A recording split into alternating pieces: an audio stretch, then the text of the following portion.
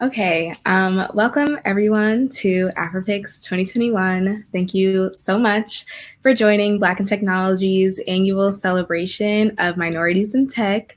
In this event, we invite recruiters, engineers, and other tech leads, as well as you all to network, share ideas, and connect.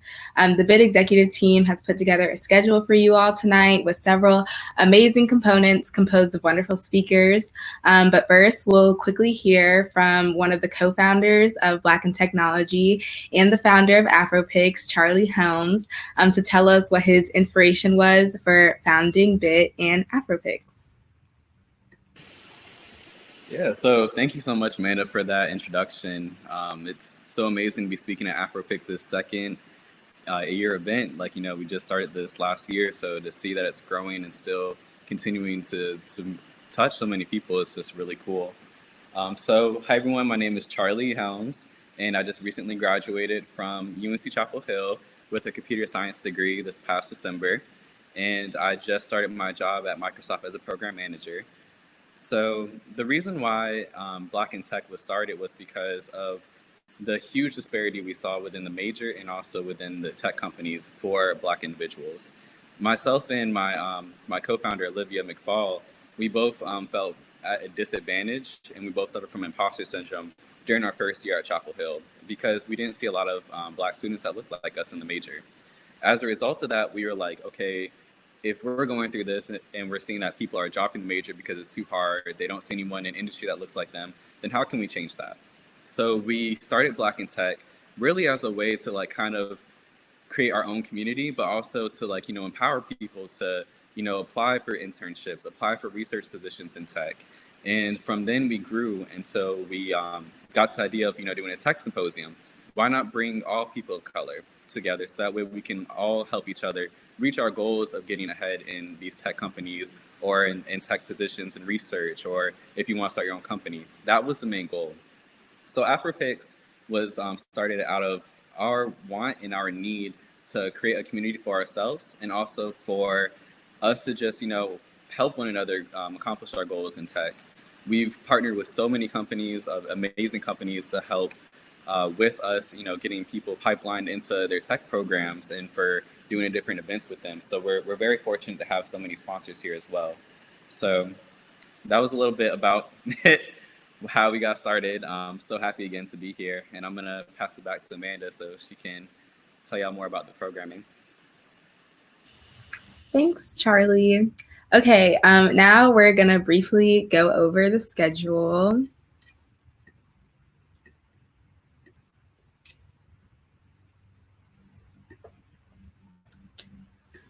After the opening remarks, our keynote speaker, Dr. Washington, will take the stage from 5 o'clock to 5:45. After her talk, we will have a poll to distribute the $30 Uber Eats coupon so you all can have a dinner of your choice. So make sure you answer the poll in order to be eligible to get the Uber Eats coupon at the end of her talk. Then from 6 to 8 p.m., we will have both the company expo and the Ask a Recruiter networking. How this will work is y'all can click on the expo tab on the left pane of Hopin. So on the left pane of Hopin, there's the reception tab, stage, sessions, networking, then expo. So you'll click on the expo tab to access that. And then you can click on whichever booth appeals to you. So each of our sponsor companies has a specific booth, and they'll be talking about a variety of tech and professional topics. For each booth you visit, and the more you engage via chat or talking in the booth, you'll receive an entry into the drawing for one of the two $250 Amazon gift cards. Yes, $250. Like, you can buy a lot on Amazon with $250. So make sure you all are visiting and interacting in the booths. During this time, we will also have the Ask a Recruiter networking. So again, if you look on the left pane and you click on the networking tab, that will put you in the Ask a Recruiter networking. How this works is when you click on the tab, you'll be randomly matched with a recruiter from one of our sponsor companies, and you'll have 10 minutes to network and ask specific recruiting questions. You can also click, there's going to be a button in the session where you can click connect. By clicking the connect button, that'll give you their contact information and you guys can exchange that information. Particularly if by the time the session ends, you have more questions or you just want to keep in contact with that specific recruiter in the future. Then happening concurrently with the company expo and Ask a Recruiter, we'll be having a CS alumni diversity panel from 7 to 7:45. So during this time, you can kind of choose your adventure. So if you want to hear the panel, you can navigate to the panel, or if you want to keep networking or seeing the different talks the companies have, you can do that as well. And that panel will be moderated by Mazen and I. It'll be located under the sessions tab, should be the third tab down. And the panel will be comprised of several young professionals with experience all across the tech industry. We have people that have worked at Apple, we have people that work at Cisco and Google, all across the board, as well as Bank of America. So we're going to be hearing from a lot of different sectors of the tech industry. And they have all received a degree in a tech-related field in their undergraduate career. And the representatives from the panel are from UNC, North Carolina State University, and North Carolina Agricultural and Technical State University. Lastly, this event would not be possible without the Black in Technology executive team. So I wanted to shout them out and thank them so much for their efforts towards this event. Myself, the president, Ayana Monroe, the vice president, Nautica Harvin, the treasurer, Mazen, Sheldon, the programming chair, William Taylor, the outreach coordinator, Noe Brown, the marketing manager. She was putting together all the lovely pubs you saw on our social media, and Paul Smith, our secretary. We also wanted to thank the members that have been helping us in the CS department. They have been super helpful and instrumental in ensuring the success of this event.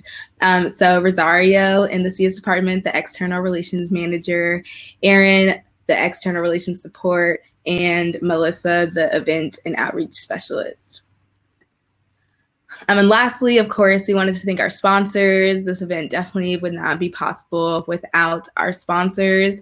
And these people will also be in the company expo. So as you can see, we have IBM, Cisco, Disney, Wells Fargo, Vanguard, CoStar Group, Google, UXG, Optum, LinkedIn, Splunk, Bandwidth, Capital One, and Cap Tech.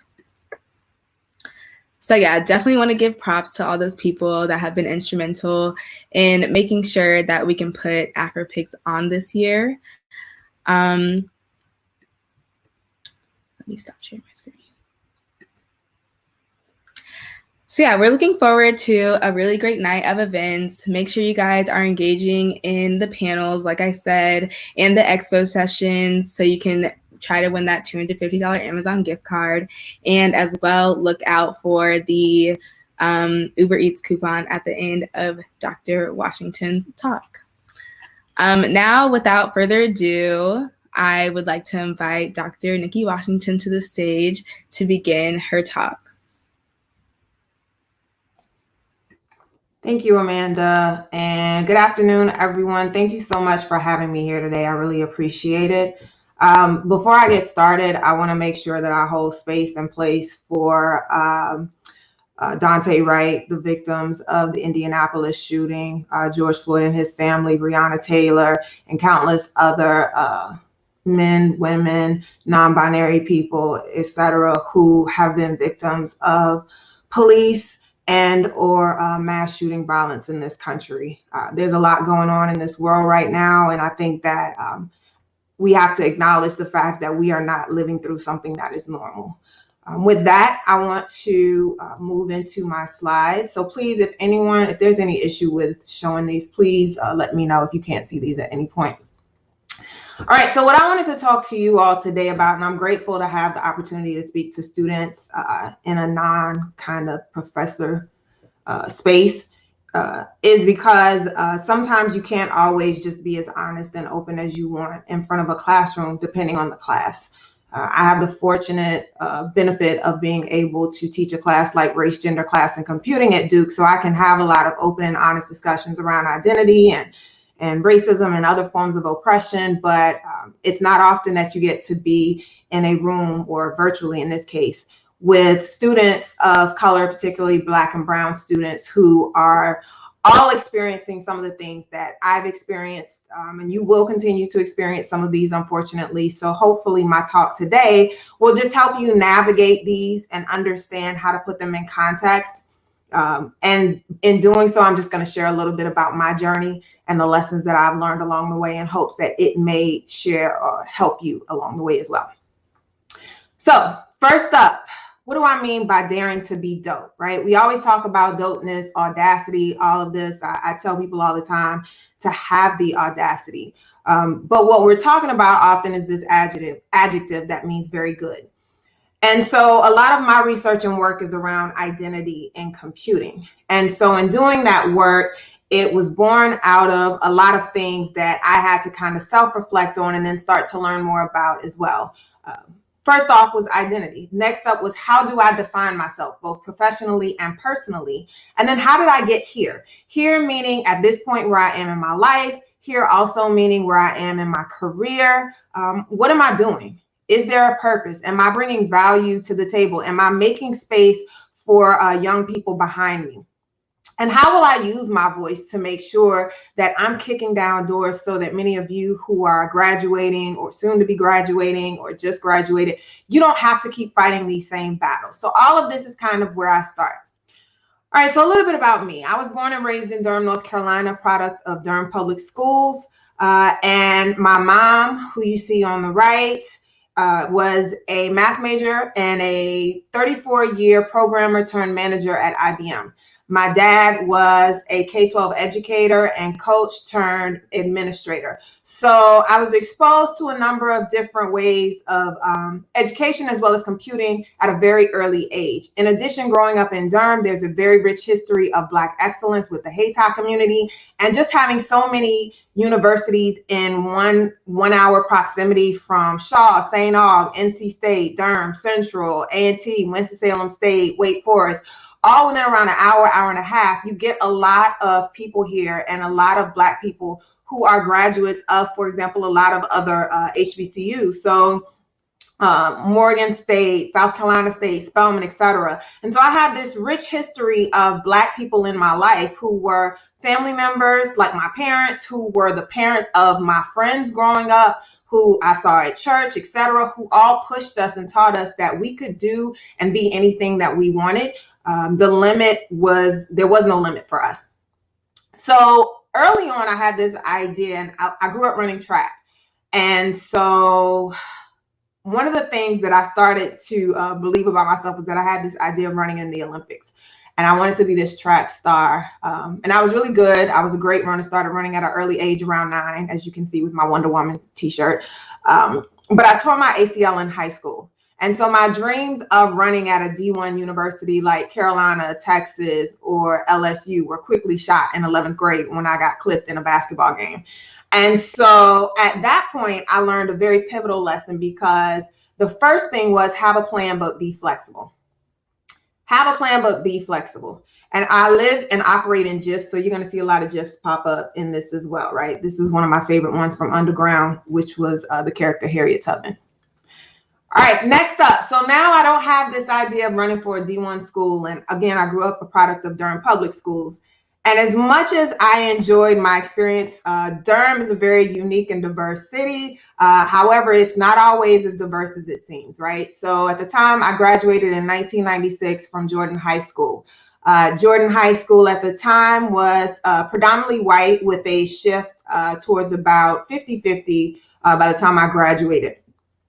Due to a lot of redistricting of some schools.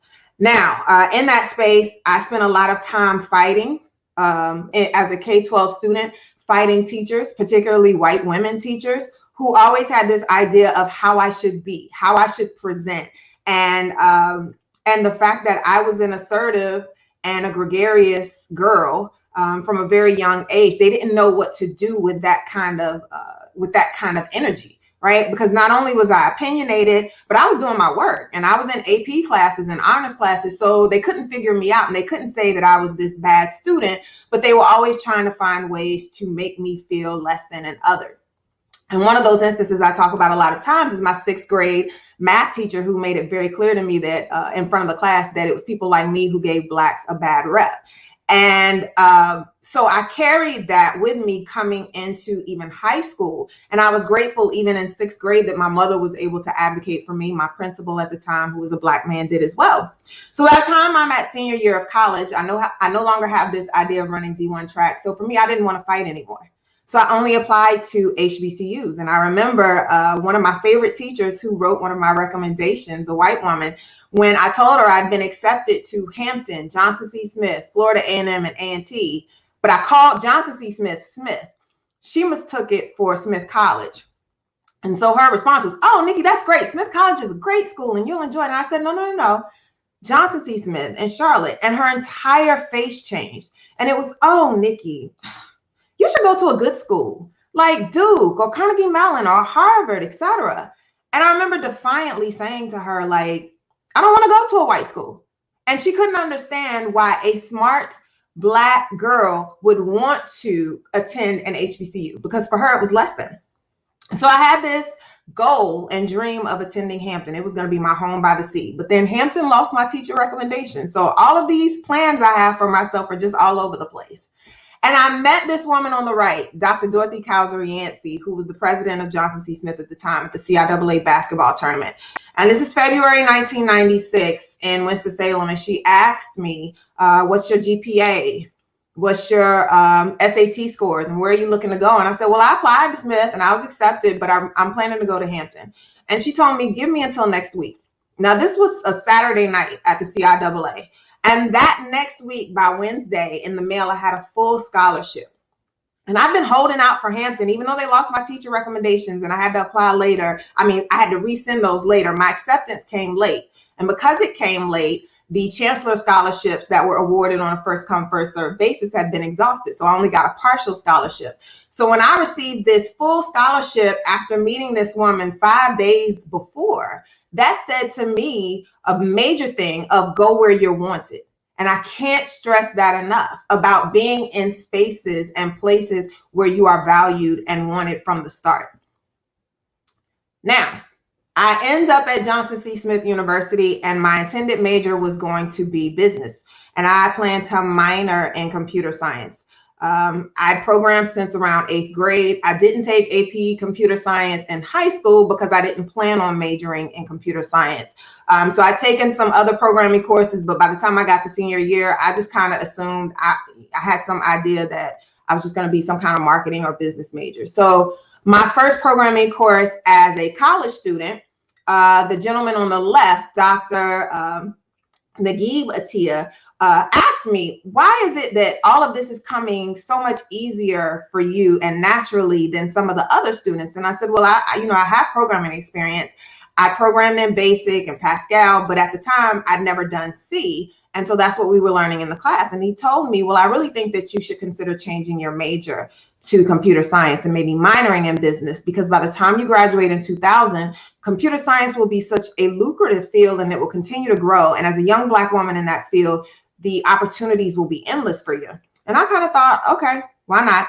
And then he left the next year after I changed my major. So this was my freshman year, and I was just frustrated, like, okay, this man asked me and he told me he was going to help me navigate this space, and then he's off to industry. But thankfully for me, his brother, who you see on the right with me at my graduation from NC State, was Dr. Magdi Atiyah, who was the chair of the department. And so Dr. Atiyah became such a great advisor and father figure for me up until his death in 2015, where I leaned on him a lot. But the biggest lesson I learned at this point was to always be coachable.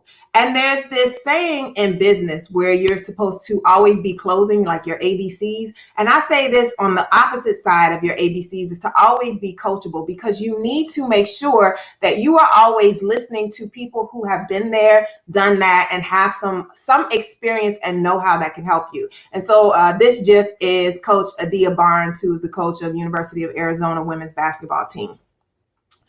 All right, so next up, it's my senior year of college, and I have no idea what I want to do, but I do know that I don't want to work. I enjoyed college to the fullest, probably a little too much, but I had a ball and I maintained my grades, and it was time for me to decide what to do next. I'd interned a lot at every summer as an inroads intern at IBM. And I had some great experiences. I'd had some not so great experiences with people in the departments, but I just knew that for me, sitting in front of a computer developing software all day was not something that I just saw for myself at 22. And so while I was on fall break, the president of the university, Dr. Yancey again, called me at my parents' home and said, "Nicki, I'm going to nominate you for a fellowship. And it's $100,000 for the David Lucille Packard Fellowship, and it'll be for 5 years for you to go to graduate school and do a PhD." And I said, "Oh, well, great. Thanks, Dr. Yancey, but I don't really want to do a PhD. I just wanted to do a master's, and I was planning to apply to grad school just to kind of keep the student life going." And she said, "Nicki, I don't really care what you want to do. I'm nominating you. Send me your resume. The worst case scenario is you get this award and you have to turn it down." So I said, "Yes, ma'am." And I submitted my application to her. I emailed it to her that weekend. And that next semester, I was awarded the fellowship along with a couple of other ones. So that began my journey at North Carolina State University as a PhD student. Again, did not want to do a PhD. Did not know what in the world I was going to do, but I knew that I had this money and I had to represent for not only my family, but everyone else coming behind me. So this was a great lesson for me as well, that your destiny is always going to be so much greater than the plans you have for yourself. I had this idea of what I was going to do with my life, but it was so small world in comparison to what actually happened. But I gave myself the opportunity to take advantage of all of these other possibilities that came. So I couldn't decide on my GIF on this one whether I wanted Little Kim or Drake. So I just kept both of them. But the key in this is never underestimate God's plans, because they are going to be so much bigger than you have for yourself, whatever God that is that you serve. All right, so now I move on to graduate school at NC State. And I don't really have to tell y'all how my experience was at NC State as a graduate student, because you all are students at Carolina, and I see some of you are in Charlotte and in Durham, et cetera, and Raleigh, right? But the difference for me was that I was a graduate student at the time. So I wasn't really concerned about the student life, but I was only on campus, for example, for class and to meet with my advisors, but I was still one of the few, if not the only. At the time I began my graduate career, there were only 2 Black women in the computer science department graduate program at North Carolina State. We were both PhD students. There were no Black men PhD students. And so we were navigating spaces that were very hostile, not only in the classroom with our peers, but also with the faculty. And so we were getting hit from both sides. But thankfully for me, that fellowship that I applied to and received that award from, the Packard Fellowship, it convened all of these other HBCU graduates who were pursuing PhDs in STEM-related fields. And so we were at Georgia Tech and Harvard and Berkeley, but we convened a couple of times a year, once in the summer for a week in Monterey, California, to have professional development sessions and to hear from recent graduates and to celebrate their success and to vent and just have this community where we felt like we were whole again and we were being poured into and pouring into each other. And so it was so important, because that was the only time that most of us saw that many Black faces outside of maybe going home or wherever our communities were that we lived, but definitely not in our classes. And so this was a subset of us who were judges at the Emerging Researchers Networking Conference that's part of the National Science Foundation. But everyone that's on the stage now is graduated, and they're deans or full professors or entrepreneurs and faculty and industry reps. And so it's great to be able to see how we've grown together and progressed, not just over our career, but personally as well. So the lessons that I learned here were that HBCUs are very much still necessary. Advocates and accomplices are absolutely necessary, because I could not have navigated the spaces I did at North Carolina State without having advocates and accomplices. The first one being my graduate advisor, Dr. Harry Peros. And I remember, and I share this one story because when I came to look for an advisor, my research was in networking. And again, I don't know why I chose networking as my focus area. And sometimes in hindsight, I wish I'd chosen something else. But I really, really appreciate Dr. Peros, because the first person I went to at NC State, who was an Asian man, made it very clear to me in front of me that he had no intentions on working with me because he didn't think I could cut the work. Now, I graduated top of my class from Johnson C. Smith. He'd never heard of Johnson C. Smith, even though it's 2.5 hours down the road. And he told me in no uncertain terms, he did not think that I'd be able to keep up in his lab. And so I said, thank you. And I walked out of there, but I also said, I'm gonna show you. And so when I met Dr. Peros, he was such a great advisor for me because he allowed me to be and express, and he kind of helped me understand the graduate process and how things would work. But he also listened because I was his first Black student. And then when it came time to defend and I had to choose my committee, he wanted to include this same person, that Asian man who had told me I couldn't cut it. And I told him absolutely not. And here's why. And when I explained it to him, his first comment was, oh, everybody's an ass. He's just an asshole to everybody, Nicki.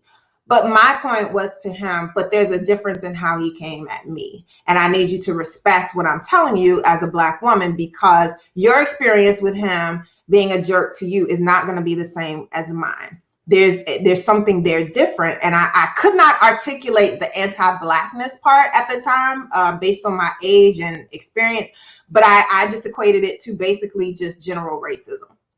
And so he said, I understand and I appreciate it. We will not include him. And then he helped me to find other people. So that's why I say advocates and accomplices are necessary. They're not going to look like you, and they'll come at the most unlikely times, but they have to be willing to roll up their sleeves and fight for you as well. And the last lesson I learned here in graduate school is that they're not smarter than you.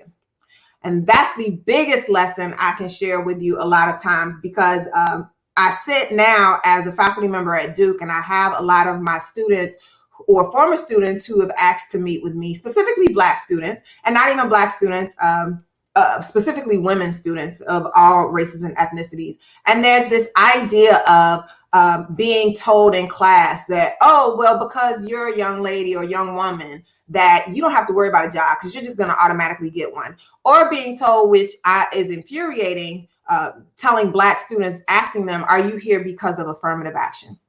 Right? Never mind that most of the people who are asking those questions are there at those same universities because of legacy admissions or because their parents were able to put their name on a building.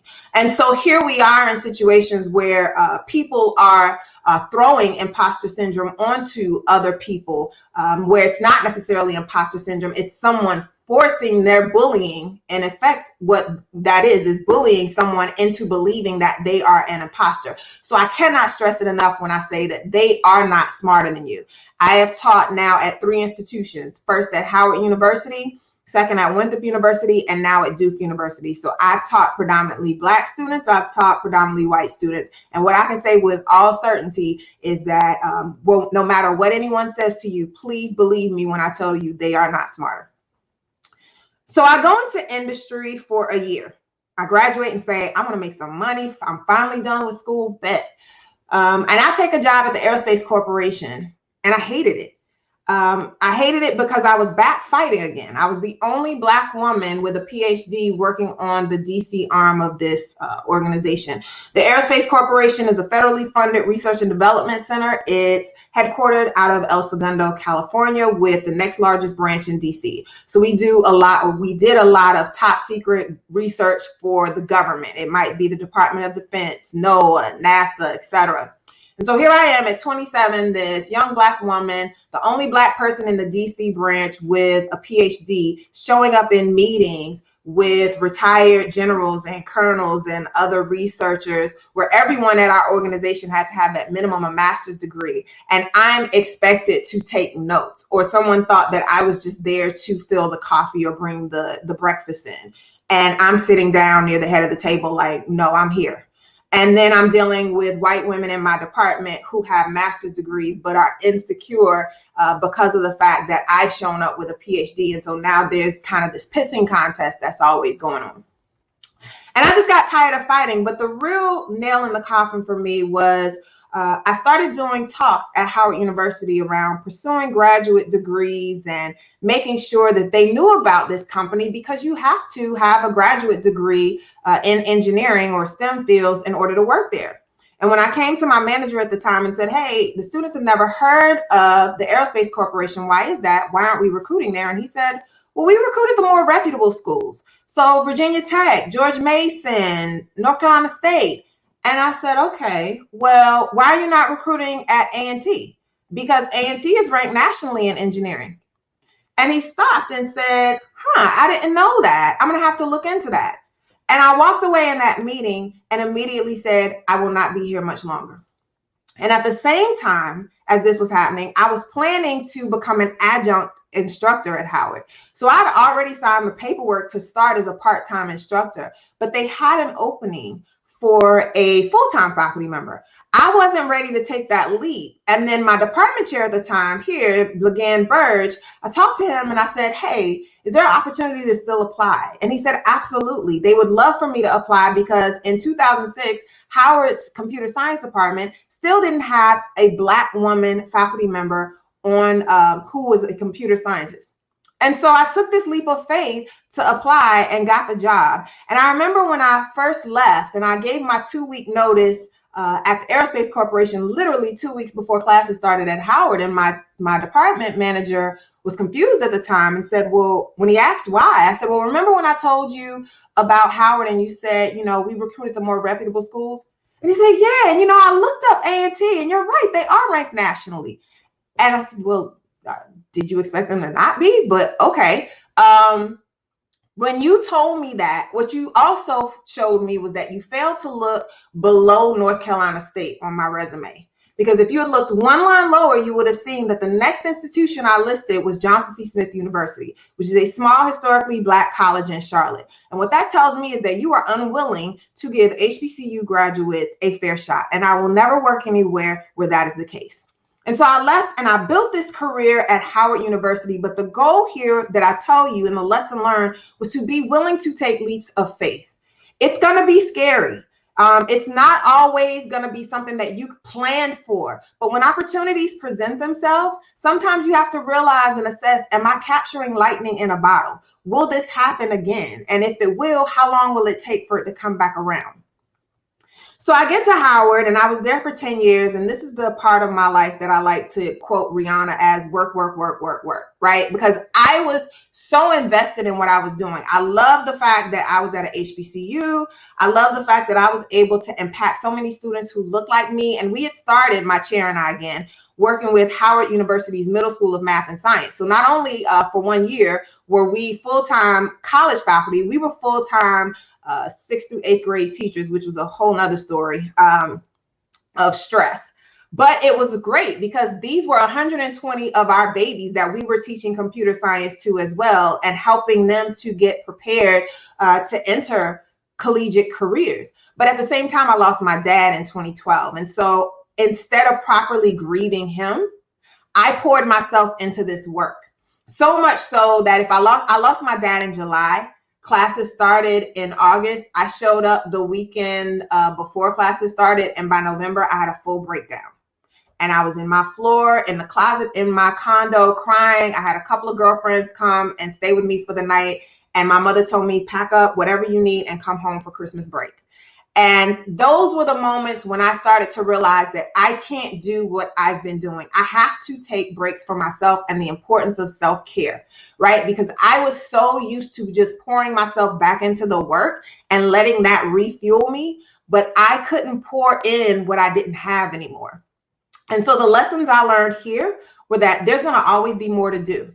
I had to make a decision for me and for my personal health and my life to leave Howard. Not because I wanted to leave, because I loved what I was doing. I loved my career. I loved the people I was working with and the students that I was teaching. But I knew that I needed to make a choice because I was always going to stay. And it was something that my dad told me before was that, there's always going to be more students. So you get attached to that group and then you say, I'm going to wait for them to graduate. But while you're waiting for them to graduate, another group comes. And so there's this constant cycle. So eventually you have to choose you. The second thing I learned was that it's okay to not be okay. And this is so hard, especially because we always end up doing so much, especially Black women. We try to make sure that everyone's okay, even at the expense of ourselves. And so I want to stress to you these three. There's always going to be more work to do. And I tell people now, if you drop dead tomorrow, they are going to ask, where are your keys? Where's your password? Why didn't she tell us? She could have cleared out the office, etc. And they're going to find your job description will be up before your obituary, probably. So having said that, make sure that you are taking care of yourself and prioritizing yourself, because you can never expect anyone else to do it if you don't. All right. So this is my Issa Rae GIF here. Next up, so I decide I'm going to be closer to my family, my friends. So I relocate and take this position at Winthrop University in Charlotte, which was an interesting time for me. Winthrop, at the time I came in 2015, and 2015 was when Dylann Roof massacred 9 Bible study worshipers at Mother Emanuel in Charleston. It was the same time where Nikki Haley, as the governor, just decided to take down the Confederate flag from the Capitol after Bree Newsom climbed the pole and took it down first. So I'm entering a university in a state, even though Rock Hill is 20 miles south of Charlotte. I'm entering a university at a time when there's a lot going on. And I thought that, I can make a big difference here. There's a lot of work that I do in CS education, so this is going to be great. Except that white supremacy doesn't always allow you to thrive the way that you want it to, right? So now you have to decide, have I really learned all these lessons from high school? Have I learned the lessons from graduate school, which for me was high school 2.0? And now this became 3.0 version, right? The upgraded version of it. And so I was doing all of this great work. But then at the same time, I'm dealing with students who have problems with the fact that I require them to call me doctor or professor and not miss, even though the white men in our department can get called doctor with no questions asked. Even the white custodian men would probably be confused as doctor or professor. But instead of understanding that there's a historical precedence here where Black people don't even get proper deference. For so long, we were called boy, girl, or worse. So we don't have the luxury of being as casual as other faculty members do. These were things that were complained to the chair about me. So much so that at one point, the chair with another white woman colleague decided that they wanted to tell me, well, you've got to learn, you're coming from the north and we're down south. And so the students just probably aren't used to that style. And, maybe you should sandwich things like a positive, negative, positive. And my response was, well, first of all, DC is not the north. Second of all, I'm from North Carolina. Third, this is not about sandwiching anything. Don't ask me to do what you would not ask any of the white men in this department. I'm not doing it. And so it became a situation where it was a very push-pull. And I realized that I was going to have to learn a couple of things. One was to master the no and to push back on things, especially things that I was not comfortable with, things that were taking up too much of my time, because self-care for me was still very important. And I was going to have to own my narrative, right? I know who and whose I am. And I'm going to have to remember that, because at every turn, I was dealing with people who were fighting tooth and nail to uphold a white supremacist culture in our department and in our college. And so for me, this was so important for me to make sure that no matter what, every day I show up as my authentic version of myself, no matter what that means. Now, what that meant in that process was that, again, I was going to have to fight a lot. And I decided at this time also that I was going to put this book together because I'd given a talk somewhere, and it was for a group of Black women at Black Computer Conference. And they were sharing some of the problems they had and the challenges they had as Black women in computing. So some of the things that just seemed baffling to me were still happening that I experienced it from 96 to 2000 as an undergrad, and then 2000 to 2005 as a grad student. So I put this book together like, what if it's all of these lessons that I learned and that I can share with other women, Black women especially, who don't have a mom in computing like I did to lean on every single day. And so what are the tidbits that I want them to know, or I would have wanted to know?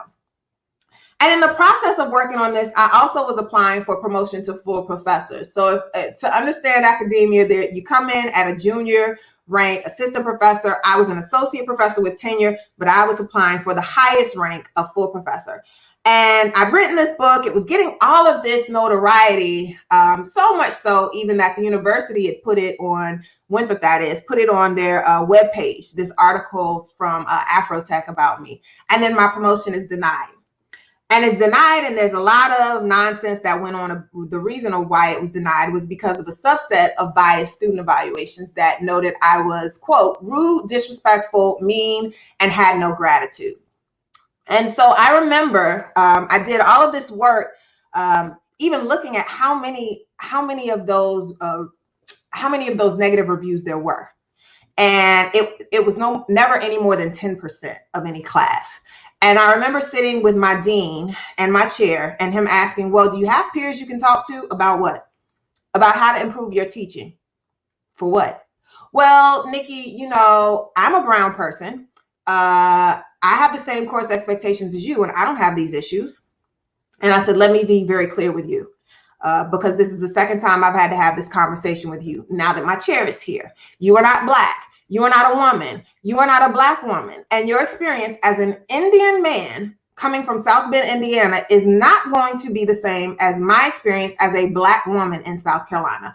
So I will not sit here and allow you to effectively tell me that I need to be able to pull myself up by my bootstraps. And that began this very contentious conversation between the three of us, where even my chair says, well, how do we get students to like you? And I said, this is not for me to figure out. You're asking the victim to try to figure out how to get the victimizers to accept her. And, oh, by the way, I'm a faculty member here. Did it ever occur to any of y'all that the students who submitted these complaints were wrong, were probably biased in some way, who may be blatantly racist? Did that ever cross your mind?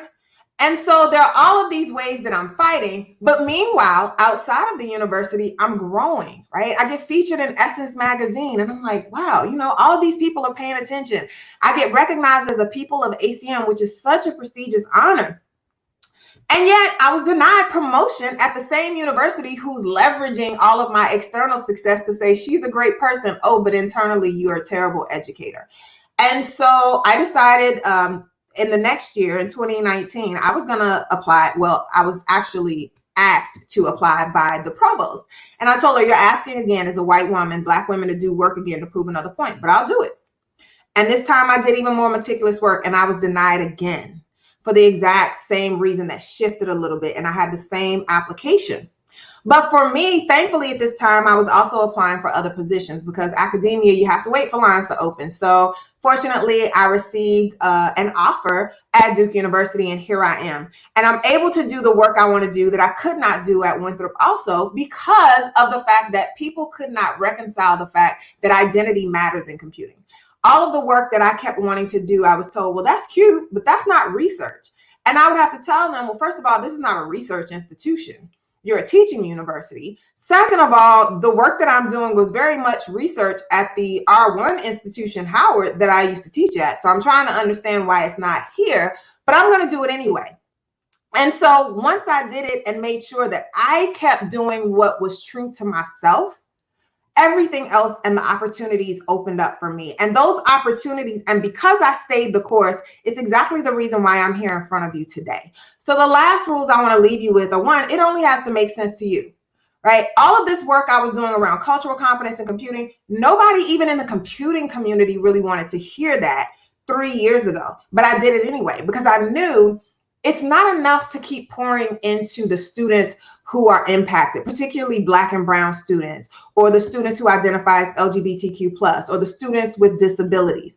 The problem is not with them. The problem is everybody else in a position of privilege who refuses to create inclusive environments. So we have to stop focusing specifically all of these efforts on just this deficit mentality, like students can't, and look at all of the ways in which they are being oppressed, and focus on the oppressors, the students, the faculty, and the staff. And because of 2015 and everything we saw with the social justice movements due to the murder of George Floyd, everyone all of a sudden started paying attention to what I was doing. And I'm kind of like, well, yeah, finally, welcome. Thanks for catching up to where I've been. But I say that to say, again, it only has to make sense to you. So you are so fortunate to be growing up and graduating in a time where you have the ability to merge all of the things that you're passionate about into one computing space. Take advantage of that and don't let people take their eyes off the ball. Last, remember that some wins are going to actually appear in the loss column. Like I said, I was denied promotion to full professor twice. And I'll leave you on this story because I remember the second time I was denied and I was so angry, and I got in the car and I was driving back up the highway to Charlotte, and I jumped in front of a state trooper. That same conversation, second conversation I'd had with a dean. And he put his lights on. This is probably March of last year. And I immediately pull over, and it's 3:00 in the afternoon, and I turn my phone on, put it down, panic, and I'm shaking. And as he comes to the car and he asks, do you have your license and registration? I already had it there. And I handed it to him with my hands at 10 and 2. And I said, I do not have a gun in the car. Please don't kill me. And then I just broke down crying. And he says, well, thank you for telling me that you don't have a gun in the car. I'll be right back. He came back and he said, well, are you just trying to get somewhere? And I said, I have been denied a promotion. I'm tired of dealing with white supremacy. I just want to go home. I just want to get home. That's it. And so he said, okay, well, I'm just going to give you a warning, just be careful. And he let me go. And I realized in this moment, I can't stay where I am, because if I have to do this another semester or another year, they're going to kill me, because I'm facing white supremacy on both sides. I'm facing it at work. And now I'm facing it where I could have very well been killed because I got the wrong cop at the wrong day. And so for me, I had said, I don't know what happens, but I can't be here. And the very next day, I got the call from the chair at Duke that said, we're not only going to give you the offer, we debated on, it took us longer to get back to you because we really think you deserve to be at the rank of full professor. So is it possible for you to submit an application before we present the final offer so that we can bring you in at the higher rank? And I told them, just tell me when. I've had this ready for 2 years. Lastly, I'll leave you with always bet on yourself. Those are the only 2 sure shots that you have in this life. The other 2 sure shots you may have are these 2 women, Beyonce, Giselle Knowles Carter, and Robin Rihanna Fenty. That's the only 3 people that you can always bet on to get it right. So with that, I say, take advantage of the opportunity, bet on yourself, and always remember who and whose you are. So hopefully I left time for questions. I thank you to all of the AfroPix organizers. Also, I thank you to also the UNC Department of Computer Science, and for all of you for attending. Thank you so much. So I'll stop screen sharing, sorry. Thank you so much, Dr. Washington, for that amazing talk. I thought the last line, Rihanna, Beyonce, they're going to get it right. That was amazing. That blew my mind. I'm going to remember that forever. So yeah, I hope everyone enjoyed the talk as much as I did. We have our keynote moderator, Tyler Watson, here to take questions. So yeah, I'm going to pass the mic off to her to facilitate any questions that you all may have. Awesome. Thank you, Amanda. And once again, Dr. Washington, your talk was absolutely phenomenal. Thank you. The entire thing, it was so good. It was so moving, especially being a Black woman in computer science for these past 4 years. It has certainly been an experience of just been an experience of dealing with things. So a lot of it definitely hit home for me. To all the students on the call, please go to the Q&A section, put in any questions that you may have. Dr. Washington is excited and happy to answer your questions. We do have a couple to kick things off. So first question, you kind of touched on this, but how was being the daughter of a programmer helpful and impactful in your journey? It was really helpful. My mom dealt with a lot. She graduated from college in 73. She retired from IBM probably around 2010. And so there was a lot that I could go to her about that was still happening. So she could help me understand how she navigated things, but she also always let me know that you're a different generation than me. So I expect you to be able to do more because of what we did, right? So don't feel like what we did was enough, because that was all we could do at the time. And I say the same thing now to students, right? You know, I'm 43 years old. So for students coming behind me, you all have much more luxury and opportunities than I, may or may not have had as well. But it definitely helped me to be able to navigate those spaces. And I lean on her every day. There's something that happens and I'm like, let me tell you what did this chick do now? Right. And so there's always this kind of conversation that we have, and I don't always listen because, that's what we do with our moms. But yeah, it's been helpful. That's awesome. And so there's a bit of a follow-up from Miasia. Sorry if I completely butchered your name. But did your mother have any race-related issues in the workplace? And what advice or knowledge, more specifically, did she pass on to you that would have been helpful? Yeah, so my mom had race-related issues her entire life. So she grew up in Swannanoa, North Carolina, right outside of Asheville in Western North Carolina. So she was bused and integrated school there.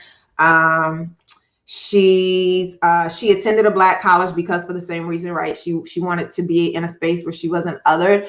At work, I remember her talking about managers who were just giving her a hard time, specifically white men. And no matter what she did, they were always going to find faults. I remember she had one manager that she had a great relationship with, and he ended up leaving. And finally, this new manager who came in was so problematic that she asked her former manager to please put in a word somewhere else. I can't do this anymore. She was very good in documenting everything that happened. And so that was something that she always made sure that I remembered, which is why I always tell my students to keep receipts, right? We talk about that on social media, but it's equally important academically now as a student and even professionally to make sure that as soon as something happens, you write it down, you type it up, you date it. So as it's fresh on your mind, because at some point it's going to be your word against someone else's. And you want to have an accurate description of what happened, because the longer you wait, time can make you forget certain details. No, that's excellent advice. It's actually something that I've heard coming up a lot more recently on Twitter, where people are sort of bringing up this whole problem of, do you have actual documentation? Are you keeping things in mind? I know one person suggested even emailing yourself or emailing someone else when something happens. So you'll have date, time, all that information already collected, and it's in your email. So it's really easily accessible. Yeah. So that's awesome. A question that I had personally while listening, and I'm sure many people do as well, is, thinking about the difference between, going into academia versus industry.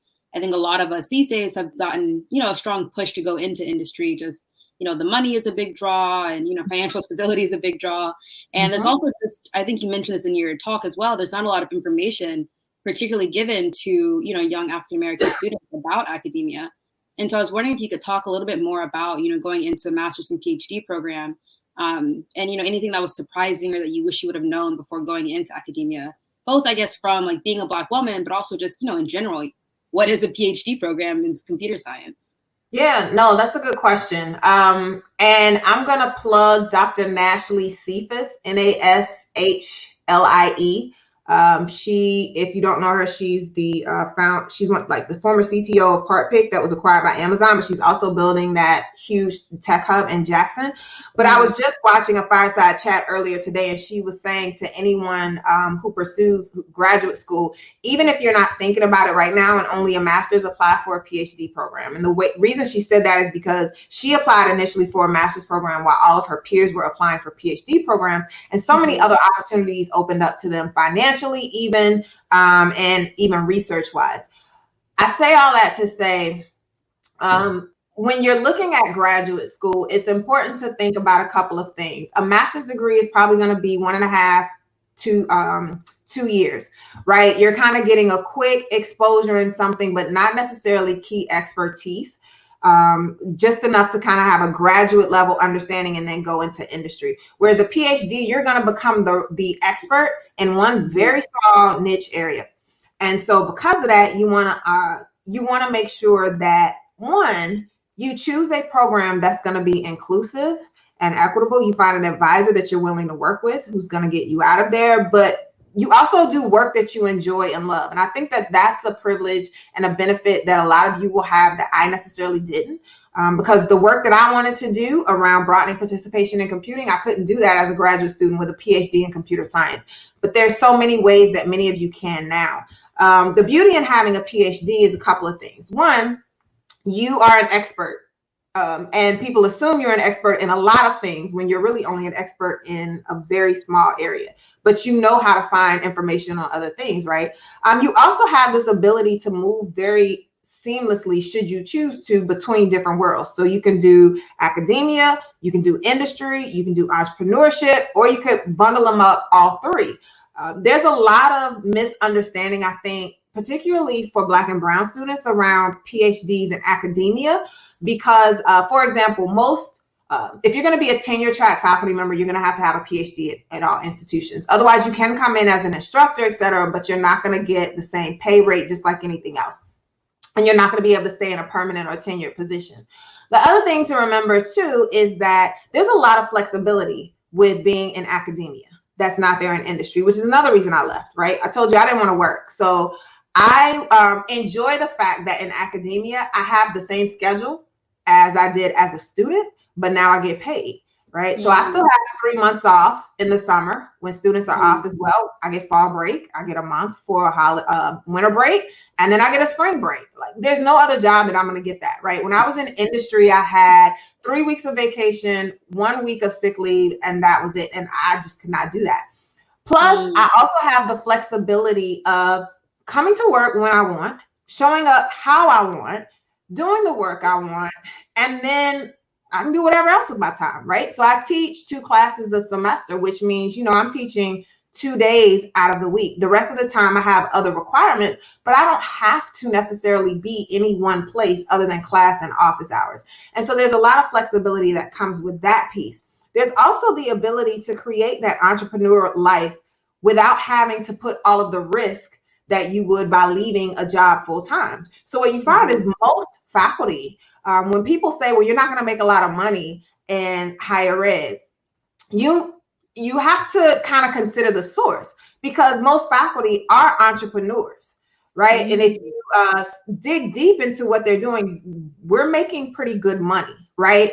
And it's going to be comparable a lot of times to what you would make in industry, if not more. And like I said, we have the ability to stop at any point. So I can take that extra time and just do what I want, or I can take that time and just say, hey, I'm going to enjoy my summers and breaks and just float. And so I think these are the things that we don't know about when we're starting to pursue graduate degrees, because for me, I was like, oh, I'm ready. I want to get some money. So for me, a PhD meant I can make more money. I can go into industry and get paid. And I always looked at academia as, well, when I want to be more settled, I want to slow down a little bit, then I can start teaching. But I should have been looking at that in a totally different way. But I didn't have anybody in my orbit who looked like me in academia to kind of talk to me about those kind of benefits, that, hey, you can get the best of both worlds, and you really can. I work probably as a full-time faculty member, I'd say 8 months out of the year. And that's it. No, that's awesome. Like, great explanation. Like I said, a lot of us don't know a lot about academia and what that really looks like. And I think that was an excellent overview. So going back into some Q&A from our audience. So people within our community always bash them for going to a PWI instead of an HBCU. Do you have any advice on how they should deal with this? Because it's creating an identity crisis for them. And they hate how that is, happening. That's an interesting question, because I think depending on the generation, and even, I don't even say generationally, I think depending on the person, it can also work the opposite way. I've seen a lot more. I've also seen a lot of PWI students say the same about HBCU students. Either way, I think you have to make the choice that's best for you. And I say that this is not a time for us to decide who made the better call and why. I think we have to figure out how we're going to dismantle and disrupt the oppressive systems that are happening, sometimes both at a PWI and at a HBCU. Y'all would be very surprised to know that the overwhelming majority of HBCU computing faculty are not Black, right? Why? Because there's not a lot of Black PhDs, right? Even if you put them all at HBCUs, you're still not going to have enough Black faculty. And so because of that, there are still ways in which anti-Blackness and white supremacy is playing out in these spaces. And so I think you consider that as well, right? The rest of the university, I may get that pouring into, but it may not be in my department the way I want it to. I'd say with this, also consider a level of maturity in who you're engaging with, right? Because again, you're at a formative point in your life. And when you say it's impacting your identity, I think that it would have anyway, because you're at the point in your life where ages 18 to 25 is considered late adolescence. And that, according to psychologists, is when young people start to move less from physical development to cognitive development. And how do I see myself in the world? And I usually see myself the way others see me a lot of times. And so because of that, it's going to be really important for you to stay centered in the people who are pouring into you. Because if you do not, it is very easy to fall victim to the idea that there's something wrong with you because of the choice that you made that doesn't align with somebody else's choice, right? And I don't think we say that enough to young people. I think that there's always this push-pull. I see it on Twitter all the time about, HBCU versus PWI. And again, I say that we don't have time to kind of fight those battles right now. I just want everybody Black to win and to be educated and be able to get ahead. So if that is happening, remember to divert yourself away from those individuals and stay focused on those who are going to build community with you. And that doesn't have to be just the people at your institution. It can be at neighboring institutions as well, right? Even at Johnson C. Smith, we had UNC Charlotte up the road, and we kept in contact with them. We kept in contact with people from Livingstone. And I think being around this area, anywhere you are in the state, it's important to make sure that you stay in community with people so that doesn't happen. Yeah, I think that was fantastic. I've also seen some of those debates on Twitter between people and HBCUs versus PWIs, and right. I'm 1000% with you and with Issa Rae. I'm rooting for everybody Black. So I think that was awesome. I think another question, it sounds as if you've managed to own your own voice, and with that, a sense of empowerment allows you to say no. What advice can you give for finding and owning one's own voice and confidence? Some of that is going to come with time and age. Some of that is just going to come with personality. I think it's very important to surround yourself with people who are always going to hold you accountable and be honest with you instead of yes people, because when you have those kinds of people in front of you, it's going to be easier for you to start to emulate that kind of personality and authenticity, right? A lot of us tend to want to be around people who make us feel good about ourselves, but at the same time, are they always going to be the yes people that hold us back, or are they going to be the truth tellers that we really need? And I think the more you surround yourself with truth tellers, the more that you find your authentic voice as well, because they're going to always hold you accountable, and they're not going to let you play small with yourself, even when you think that you should. I tell people all the time, you should have a sage in your life, a person who can kind of help you navigate stuff, a motivator who's going to keep you kind of going, who may be a peer, like friendly competition. But you're also going to need a straight shooter. And that straight shooter is going to be the person who is going to give it to you straight, no chaser. You're probably going to hate them for an hour or two, or maybe 24 hours. But once you calm down, you're going to realize, you know what, they were right. And then you need a cheerleader, because you need that person who, when the straight shooter kind of deflates you, that cheerleader is going to pour it back into you. But they're all important, and they all help you find the best version of yourself. Again, you're all at a very young point, but I think that it's really important to start practicing that now. And it can be uncomfortable. It can be scary a lot of times to say no or to be authentic, because we see in so many ways how people judge us, especially Black people and especially Black women, how we are judged for how we show up. So if we do not present in a way that other people deem appropriate or that keeps people comfortable, then it's a problem.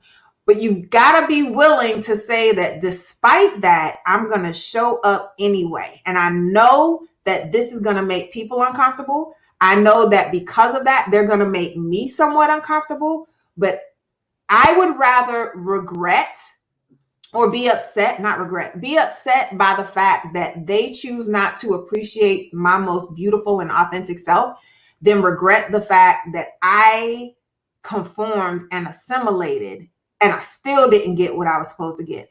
I'll tell you all this, especially for those of you who are at Carolina and have a chance. Dr. Tressie McMillan Cottom is a great resource. Read her book, Thick. Go and watch some of her talks. But I remember she gave a talk one time and someone asked that question because she talked about, I no longer code switch. And she said, regardless of what you do and say, the moment you realize that regardless of how you say it, they're going to think what they want anyway, that's the most freeing moment for you. So just do whatever you want anyway, because people are always going to talk and think. Yeah.